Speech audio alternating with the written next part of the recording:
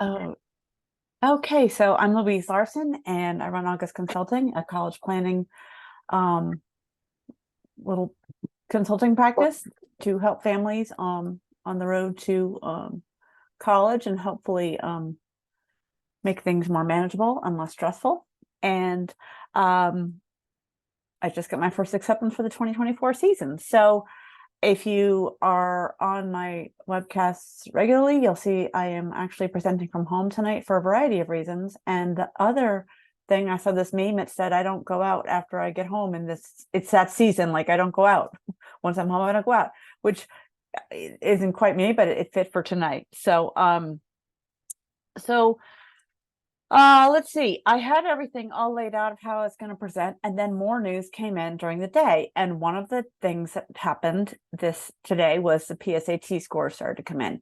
Now, this is the PSAT score for the class of 2025, and these scores are the first digital PSAT. So news, and I'm hearing the scores are high, the scores are low. The truth of the matter is we don't quite know yet because this is the first batch of scores that came out. They were a little on the high side in that 4.2% of the kids that took it scored from a 1400 to a 1520. That's a little bit high. There'll be another batch of scores to come out that might balance that out a little bit. So that's the news that really came out today, just today. And the other thing that I'm hearing more and more about, and I just posted this on my Facebook pages, is something called direct admissions. And there is, in conjunction with the Common App, there are colleges that are stepping up to just admit students. And it's great. There's nothing wrong with it, and it's wonderful. It tends to be more regional students, regional colleges reaching out to students in their region and just saying, hey, we accept you. So students aren't even necessarily applying. So that's a fine thing too. But Yale isn't going to call you the direct admission. It's going to be more of a regional school that might think you're a fit for them. So not a bad thing, but something that you might hear more and more about in the news. The SFFA, the group that sued about affirmative action, I mentioned last month that they are suing West Point. They are now suing the Naval Academy because the Supreme Court said that they could take race into consideration. And I'm sharing that just to say that there will continue to be a lot of noise about this. How does this impact each student? All this noise and all these headlines, not that much. So I want to talk a little bit about a couple different things before I dive into what I want to talk about this month. And the first thing is around some admission statistics that have come out. And these admission statistics are useful in helping to start to gauge, like, what is reality for my child? What is not reality for my child? Which way is the wind blowing? And I'm always reading and looking for this type of information because it starts to tell a little bit of story. So 30 years ago in Georgia, 75% of the students with a 1400 on the SAT left the state to pursue their education elsewhere. And Georgia put into place the Hope Scholarship, which gives a lot of money to Georgia residents and to let them stay in state. And now 75% of the students with a 1400 in Georgia stay in Georgia, particularly to go to the University of Georgia and Georgia Tech. Those schools have also put into place a program for valedictorians and salutatorians that automatically admit them. And that takes up another 800 admission spots in those schools. University of Georgia got 26,600 early admission applications, and 57% of those were out of state, 43% were in state. And I share those statistics to say that University of Georgia has gotten, as well as Georgia Tech, has gotten increasingly harder and harder to get into out of state. Things like the Hope Scholarship are why. I was on a webinar with the Dartmouth Director of Admissions, Lee Coffin, and this was an interesting statistic. He said 78% of the Dartmouth application pool is competitive. That means to me that 78% of the application pool is admissible. So when they pull in all their applications, they're going to probably say 78 out of 100 kids are going to be in a pile of admissible kids, and then they're going to start to pick. Now, what does that look like? Well, they take 21% of the early decision applicants. They take 4.9% of the regular decision applicants. So that's not very many kids.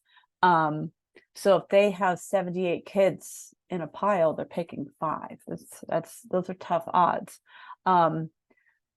They take half of their class early decision. And this was an interesting statistic. They have about 2,400 early decision applicants. They take 560. 8% of the pool of that 2,400 are athletes they take 8% of that pool right out of the gate, just athletes. So about 160, 170, 175 athletes. They're getting 28,300 applications. So, when you start to say, okay, they've taken 560 spots for early decision, and that leaves about another 560 spots and another, 27,800 applications. It starts to become really, really tough. University of Virginia, to their credit, has taken their early decision plan, and they are, instead of most early decision plans will either admit, defer, or deny. And University of Virginia has decided that early decision is going to be strictly admit, deny. And this is not a bad thing, because if they're not going to take you early decision, it's almost better that they cut you loose and say, okay, you know what, we don't have a match here, and allow a high school senior to move on and start to make new plans for themselves. The other thing that was of interest to me, and I find these little nuggets of data very revealing for me. They help me because, and these aren't like necessarily published. You might say, well, where can I find the rest of this data? Well, this is just something that Williams College published. So, Williams College is one of the most selective liberal arts colleges in the country, and they got 814 applications for early decision. They accepted 254 of them, which means 560 kids were either deferred or denied. 560 kids, let's just say they were deferred. They took 14 of those kids in the regular decision round. So tiny, minuscule numbers. And they got 14,844 applications. They offered the wait list to 2,240 kids and ended up having 0 waitlist spots. So all this tells me just how tough it is at the most selective schools, and how, even when you're deferred at a Williams, the likelihood of getting in being one of those 14 kids. I mean, I did the numbers. I think it's like a 2.5% admit rate from the deferred pile. So really tough.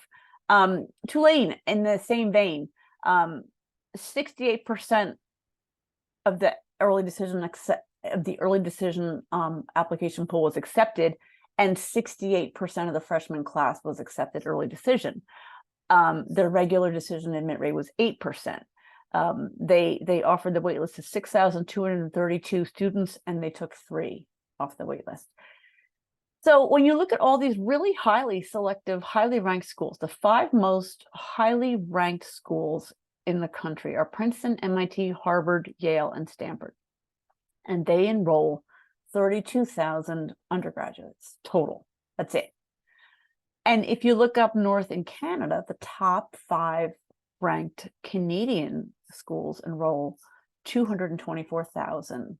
And that's just a completely different number. I mean, it's 7 to 8 times as many. So the top Canadian schools just aren't quite as selective as the American schools, because the American schools are just so small. So when you look at this whole selective college admission pool, early decision, it really leaves middle and upper middle class kids in a little bit of a bind, because they don't necessarily qualify for need-based aid. It might be too much for their families to pay full freight. And I got a phone call a couple of years ago from a lovely family with a giant posse of kids, and one of the kids had gotten athletic offers at really just the most selective schools. But they didn't qualify for need-based aid, and they didn't see their way to being full pay. They just couldn't afford it. And the mother said, so what do I do? And I said, you don't go to those schools. Like, there's no way around it. Those selective schools, Williams isn't going to just give you a big scholarship because they want you to play on their team. You got to have the grades. And if you don't qualify for need-based aid, you got to be able to pay. So it's a very challenging dynamic. It can be a very challenging dynamic. So in that vein, I want to shift gears a little bit towards money and paying for college and some things that I've come across in this. Very important to remember. The colleges, and this is a quote from somebody else, this is not for me. These colleges are businesses. They are not benevolent entities. And families need to engage with them in the same way and say, yes, this is going to be about my child's education, my child's future, but there needs to be some pragmatic decisions around how you proceed. So I have been saying since July, and since I'm basically betting with Monopoly money, I'm just going to keep saying it. I've been saying since July that the FAFSA, the application for federal student aid, is being redone. And so the FAFSA always used to open up October 1st. And then you would have between, say, October 1st and March to get your paperwork filled out. And then they said they were going to redo it this year, and it was going to be not October 1st, but December 1st.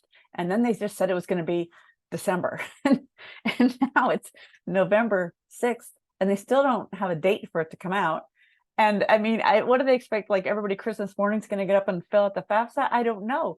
But I'm going to put my Monopoly money, and I had a talk with a parent about this past week. I'm going to put all my Monopoly money on the fact that I still think they're going to have to kick this to next year, because they don't even have an opening date for this yet. And it just, so if they do push back, it's going to benefit families with 2 children in college, because the benefits and the calculations that might give you some money if you have 2 children in college are going away with the new revised FAFSA. But if they have to push it to next year, and you have 2 kids in college, you might benefit. So I'm going to put my Monopoly money on that still.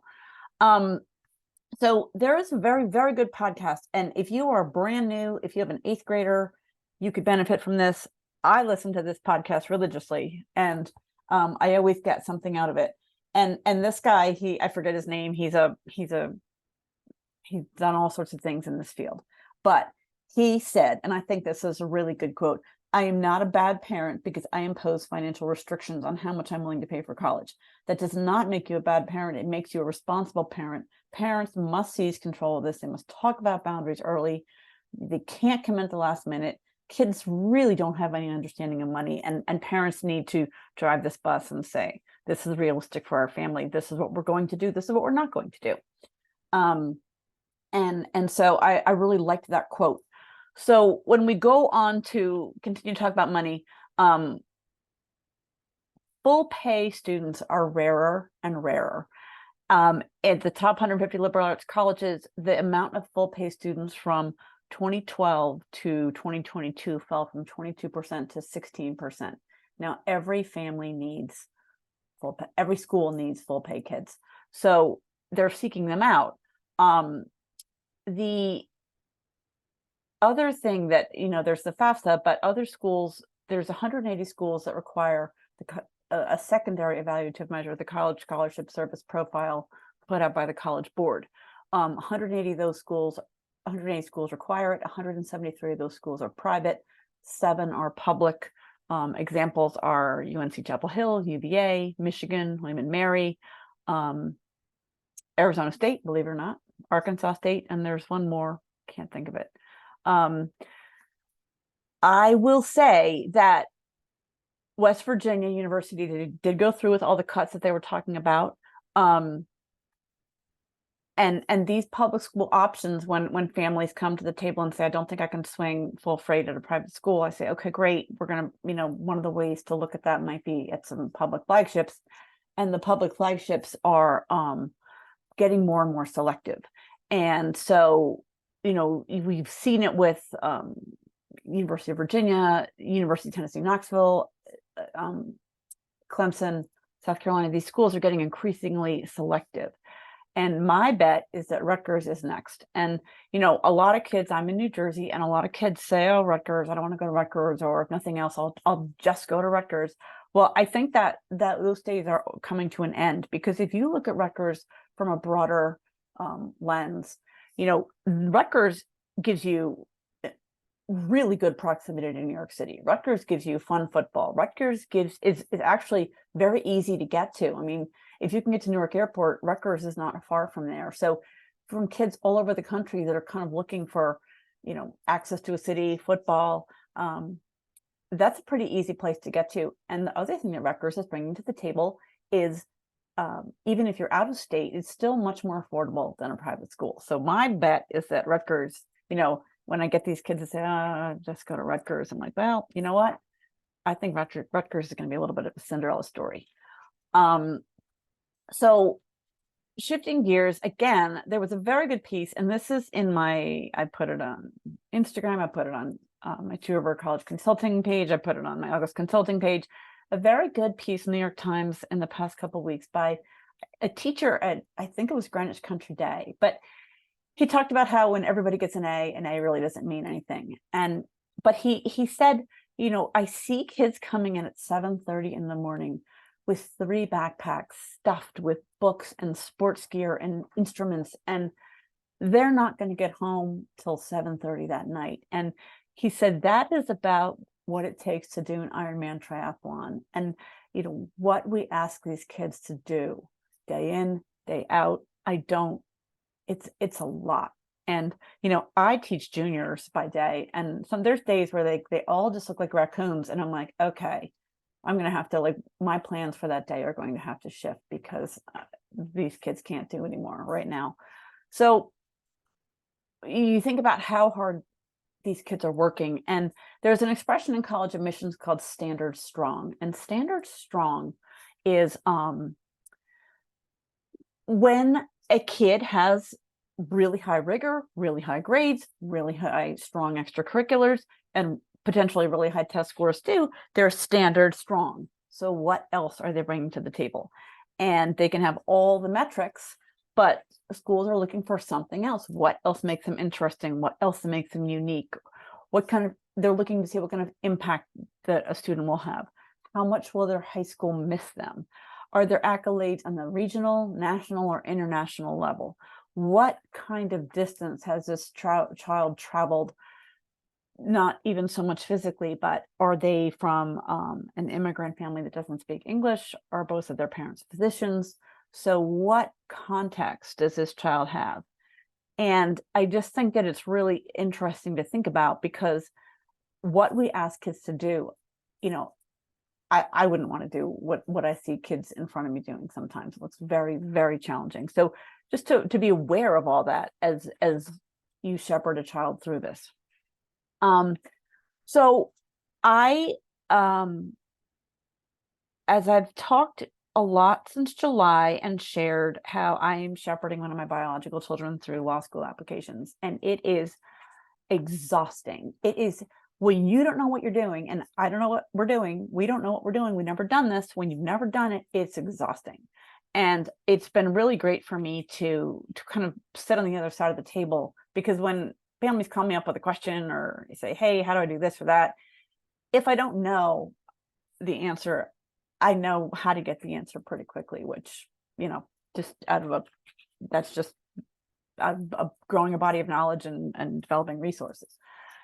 But going through this law school application has just been so hard. And I will tell you that since I last presented, he got 13 applications out, and that's great. But I will tell you that the last 6, and some of these things, it was like, okay, submit the statement of this, and then another school would want a theory of that, and you'd realize, oh, those are the same things, they're calling them different names. So we were down to the last 6 applications, and I said, okay, it's 1:00. Let's just crank this out. We're going to have these done in 1 hour. And all the work was done. It was just a submission. And it took us 90 minutes. It took 15 minutes just to submit. I mean, we had everything done. He had everything done. I'm using the we, which I tell parents not to use, and I'm saying we did this. And anyway, so there's that. And this leads me to what I wanted to talk about this month, because I have been helping seniors submit applications, guiding them through the submission process. And, you know, even when you have everything done, there is a lot still to do when everything is done. So when a student comes to this table, you are going to present, you're going to do the Common App. Now, there's a handful of schools that don't use the Common App. There's some regional schools like Montana State that use their own application. The University of California system uses their own application. The Cal State system uses their own application. Georgetown has their own application. MIT has their own application. There's a group of schools that just came onto the Common App in the past year or two, like the Texas Publics, Rutgers, Clemson. They just came onto the Common App, thank goodness. So you have to get the actual application done, and you can do most of it in the summer. But the thing that you really can't do in the summer is you can't list your senior year courses. You can draft them if you think you know what you're taking, but until you really go back senior year and make sure that your schedule is what you think it is, and that you're staying in those classes and your school didn't move anything around, you really have to figure out, just wait on that a little bit. And the other piece of the puzzle that you might not quite have the information to do in the summer is testing. You might still be testing. Many a senior decides to test in the fall of senior year, so you might not be 100% sure how you're proceeding with testing. So you get that done, and then you get the school specific questions done. So every school is going to ask specific questions, and there's going to be more possible supplemental essays to write for each school. And some schools have other little requirements, that like Princeton requires a graded paper to be uploaded into your application, and it needs to have like your teacher's writing and comments. And so I say to kids, like, if you think you're applying to Princeton, dig around for your junior year papers, find something in the fall of senior year, ask a teacher to mark it up, because you have to have it. There's no, like, it's not optional. So South Carolina asks for a PDF of your transcript. Now, to get a PDF of your transcript, you're probably gonna have to go to your guidance office. Occasionally a kid can download it from a platform at their school, but to get a PDF of your transcript isn't just like necessarily readily available. So you start to pull together, you've got to get a lot of different pieces pulled together. And then you have to know the application plans. So the application plans are regular decision, which is just what it sounds like. There's rolling applications, and those are a rolling application. The school will give you an answer as soon as they've made a decision about your application. So they won't make you wait till a group release. They'll just send you an answer. So there's regular and rolling.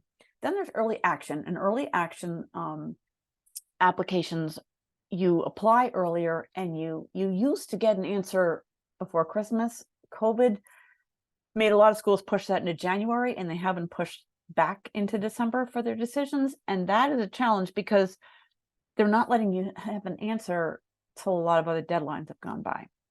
Then there's early decision 1. You can apply to one school, and that's binding. There's early decision 2. Not every school offers it, but when they do, it's a chance, it's a second chance at early decision if you weren't ready for early decision 1, or you didn't get the answer you wanted. And then there's about 6 schools with a specialized plan called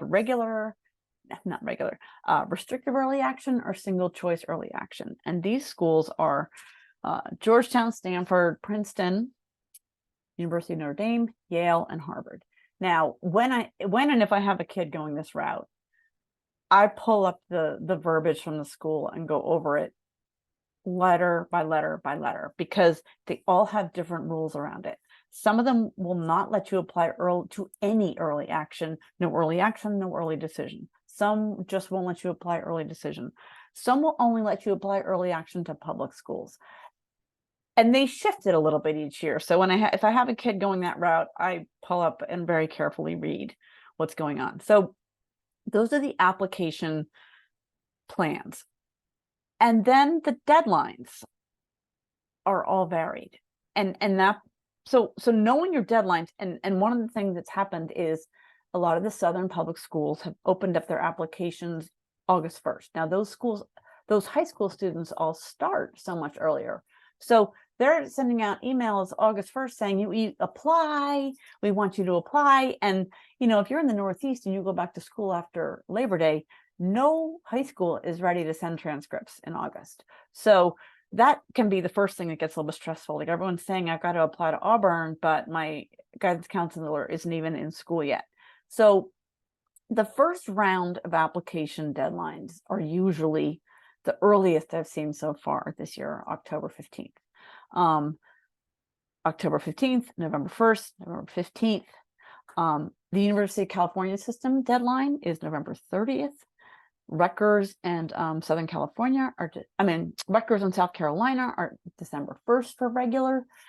There are schools with early action December 1st. So starting to sort out these deadlines and what's an early action and what's a regular decision, because if you miss the regular decision deadline, like, that's it, you're not applying.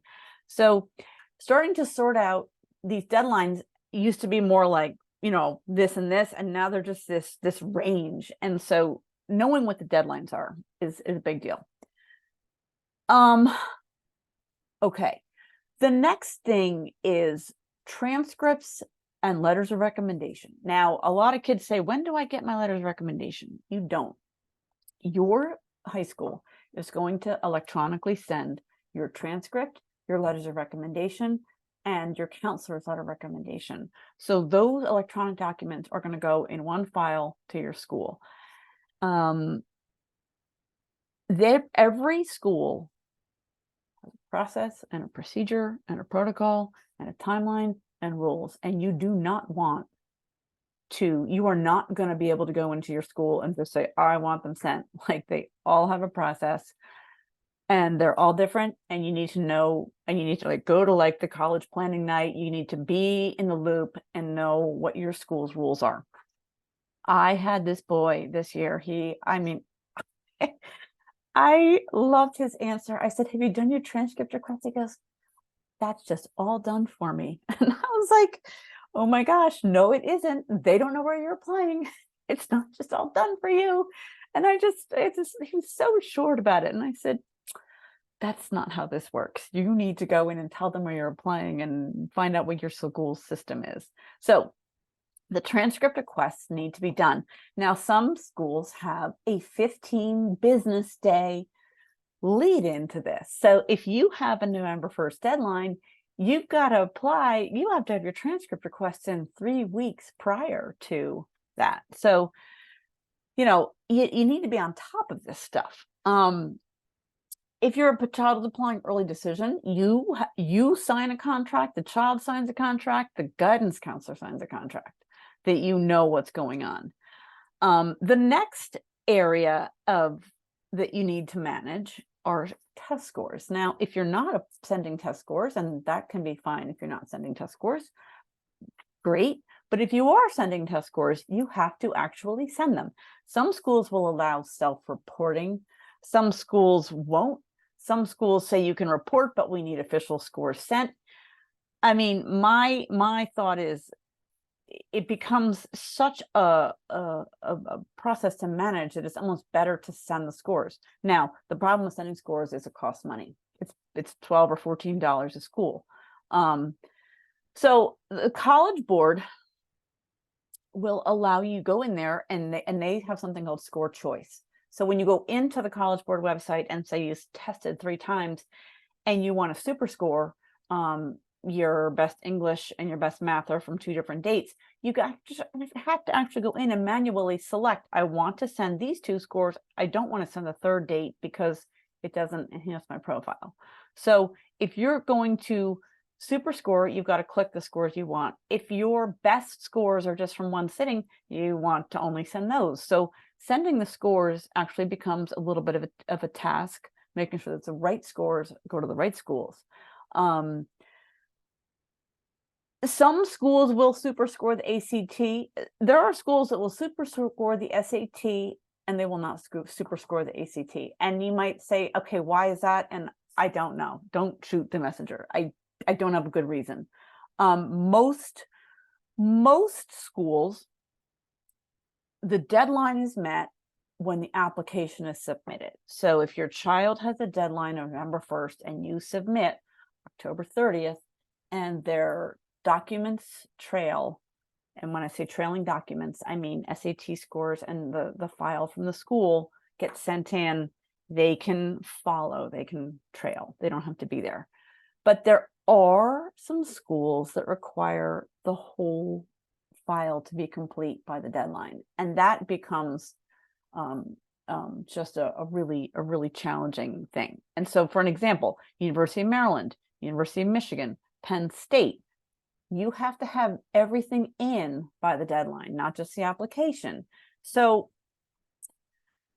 I'm gonna go back to this in a minute, because this and last year Clemson tried to do that, and everyone said, but you didn't, that was nowhere in your application, nowhere in your admissions page. And then Clemson said, okay, we'll give everybody 10 days to get their documents in. This year, Clemson and South Carolina, their early action deadline was October 15th. Trailing documents deadline was November 1st. So that's where things stand. Now, when you hit submit, when you get all this stuff together and you finally hit submit, most schools are going to send you an admissions or an application portal. Now, if you went to school before the digital age, I remember like this manila envelope that I had, that I like went to the post office and got paid extra postage to mail this. And when I put that into the mailbox, that was it. I was done. There was nothing for me to do. And that has changed. And this is why part of what motivated me to make this month's webinar just about the application process. You get an application portal. They send you a link, probably almost, sometimes it's immediate, sometimes it's within 48 to 72 hours. And this used to be a way to track that your application and possibly your test scores and your transcript, your file from your high school with letters of rec and transcript and such, all met up electronically in your electronic file. This was a way to confirm that. And I still say it, check your portal, check your portal, check your portal, document, document, document. Because if you go in the spring and say, hey, I never got an answer, they might say, well, we never got your transcript. And it's incumbent on the student to monitor this. So that's what portals used to be for. And to this day, still, it takes some time. If you submit your application and you know all your documents have been sent, it still takes a time 5 to 10 days sometimes for all those files to kind of find each other in cyberspace. You really do need to monitor them, because I've seen a couple different things happen. I've seen like siblings, like twin, they're twins. Maybe both twins' documents went to one twin's file, or Taylor Morgan's file went to Morgan Taylor's file, if you have a name that maybe got flip-flopped or combined with somebody else. So you do need to really monitor that your documents are in. And one of the complaints that people give colleges from the college admissions counseling side is like, the kid sends their application in and you send them an email that says your file is incomplete, and you haven't even given us a chance. And then the kid's calling the school saying, my gosh, they're calling their high school saying my file's incomplete. And so the colleges have these very automated systems that sometimes you get, as soon as you send in your application, they tell you your file's incomplete, and every senior panics. And so you want to give these things 5 to 10 days to sync up in cyberspace. And if they don't, you've got to take steps. But here's the problem in the 2020s that I'm starting to see, is the portals are being used for more than just monitoring. One of the things that's happening in portals is pop-up writing. So, you can get a pop-up question on the Common App if you start to click what major you want. This is something I hate. You think you're done, you click something and an extra essay pops up. But now there's writing that's popping up in the portals. And so you think like back in the day when you put your manila envelope in the mailbox, that was it, you were done. Now it's monitoring the portal to see what else they're asking you to do. Pop-up writing could be one. glimpse videos. You have an option to submit a video in your application portal to enhance your profile. Perhaps more questions. The opportunity to interview could be in the admissions portal. So it's more important than ever to monitor these portals. And November 1st, I've sent my applications isn't quite the relief it used to be. But the big thing that is really become a bigger and bigger thing each year is what is called the SRAR. It is a self-reported academic record. And this is a platform, kind of like the Common App, where you have to go in with your high school record and basically manually enter your transcript yourself. And there's a lot of back and forth about this in my field, and a lot of people on the high school side are saying, this is really a barrier. I mean, there's kids that are trying to do this on their phone. They don't have a computer, they don't have internet, and this is a barrier. And the college side is saying, there's 53,000 high schools in this country, and we're inundated with applications, and the SRAR puts everybody's transcript into the same format for us to really compare apples to apples. So the SRAR is here to stay. And so what happened this year, and where there was a lot of just noise, was Penn State requires the SRAR. And actually, I am going to share my screen and just show you what these schools look like, so you can get a sense. And they're not that, there's a lack of consistency around these schools in some ways. You can see, you have a couple of SUNY schools. Let me see if I can, okay, I'm going to start here. You can see you have a couple of, you have like SUNY Binghamton and you have SUNY Buffalo, but those are the only ones. You have the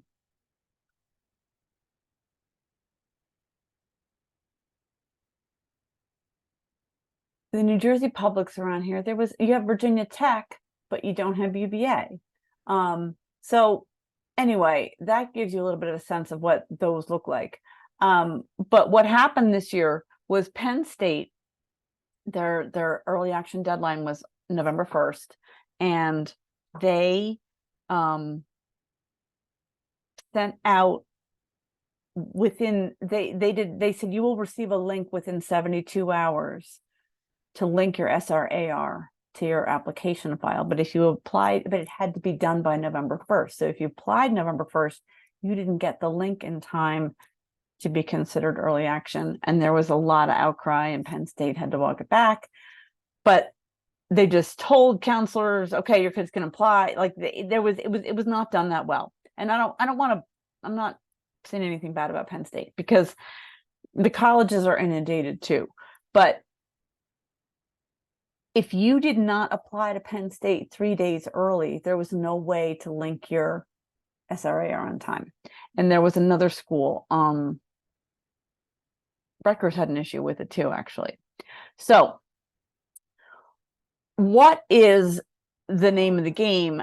How do you avoid this stress? And I had a couple kids this year that were running up close to some deadlines that, it's not how I like to roll with them. I think the only way around this is to really impose some artificial early deadlines, to not get caught up with your school and missing their deadlines, to get your applications ready to submit. So as you go to submit, if any more writing pops up, you have time and space to do it. And then to monitor your portals, because I'll tell you what, some of these pop-up things in the portals, the extra writing, the videos and stuff, they had deadlines. And it was like, if you sent your stuff out November 1st and were going on vacation or going away or whatever you were doing, and then all of a sudden you have more application stuff to do. So I think the name of the game is going to be to really stay well ahead of deadlines, so that when there's an issue, you don't have this type of stress. So I have been on for a long time, and I am going to sign off now. And if anybody has any questions, just feel free to email them in. Thank you for coming. And if anybody needs a recording, just let me know.